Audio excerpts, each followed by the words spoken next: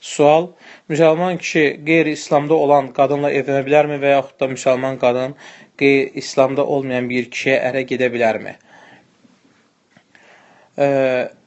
Müsəlman qadın qeyri-müsəlmana ərə gedə bilməz, haramdır, kimliyindən asılı olmayaraq. Lakin müsəlman kişiyə gəlincə, qeyri-müsəlmanlardan yalnız kitab əhli ilə, yəni Yahudi və Xristiyan qadınlarla evlənə bilər.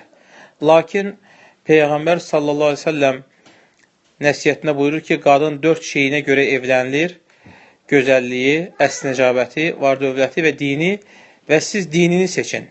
Necə başqa hədislərdə gəlir ki, salihə qadın kişinin dininin yarısıdır. Başqa bir hədisdə isə möminə evlən, rahat ol və s. kimi bu mənalı hədislər çoxdur. Və ona görə yaxşı olar ki, evlənmək istəyən mütləq müsəlman qadın, nəinki müsəlman qadın, hətta onların da salihə olanını əxlaqda, tərbiyədə, həmçinin dininə möhkəm yapışmaqda, ərə itaətdə və s. Daha tərbiyəlisini, daha dinində möhkəm olanını seçsin ki, həyatını gözəl yaşaya bilsin. Lakin Xristiyan Yahudi qadınla evlənmək müəyyən hallarda, müəyyən şərtlər içində ola bilir. İxlasla.com saytı tərəfindən təqdim olundu.